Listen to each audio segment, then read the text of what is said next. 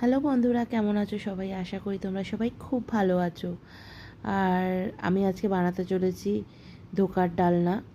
দেখো, আমি সব কিছু নিয়ে নিয়েছি। এখানে ডাল নিয়েছি, মটর আর ছোলার ডাল আমি মিশিয়ে নিয়েছি। যেহেতু আমার মাকেও আমি এমনি দেখেছি, আমার শাশুড়ি মাকেও আমি এমনি দেখেছি করতে, তার জন্য এটার মধ্যে দিয়েছি আদা, লঙ্কা, জিরের গুঁড়ো, ধনের গুঁড়ো, লঙ্কার গুঁড়ো, নুন, চিনি আর গোটা জিরে দিয়ে শুকনো করে বেটে নিয়েছি। কোনো রকম জল দিয়ে বাটবো না, একটু শুকনো শুকনো করে বেটে নিয়েছি। বেটে নেওয়ার পরে তারপরে একটা থালার মধ্যে একটুখানি সর্ষের তেল মাখিয়ে ওইটার মধ্যে ফ্ল্যাট করে ভালো করে সর্ষের তেল মাখাবে, নয় কিন্তু ওটা উঠবে না, ওর জন্যই সর্ষের তেলটা মাখানো। আর দেখো, আমি ভাপে বসিয়ে দিয়েছি। আমি 15 মিনিটের মতন ভাপ দিয়ে নিয়েছি ওইটার মধ্যে। তারপরে ঝোলটা করার জন্য আলু, টমেটো, আদা আর লঙ্কা, আর ফোড়নে দিয়েছি তেজপাতা, হিং আর গোটা জিরে।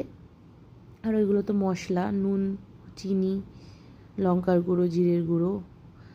আর এটা ভাপ হয়ে গেলে 15 মিনিট পর এমনি করে হাত দিয়ে দেখে নেবে, ছুরি ঢুকিয়ে, যে ওটা সুন্দর হয়েছে কি না।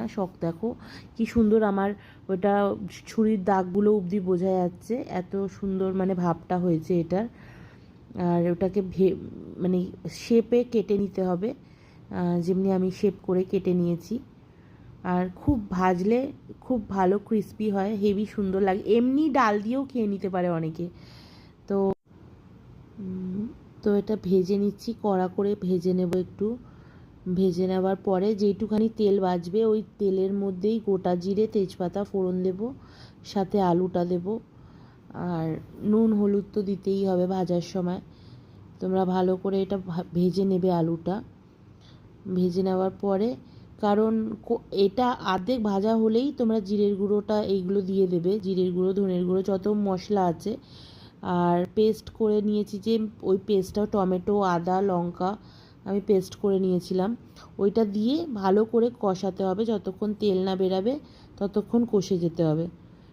কষানো হয়ে গেলে তারপরে ওই মিক্সির বাটিটা ধুয়েই আমি জলটা দিয়েছি, কারণ আমি কোনো কিছুতেই মিক্সির বাটি ধুয়েই জল দিই, কারণ ওটার মধ্যে টেস্টটা আরও বেশি ভালো আসে।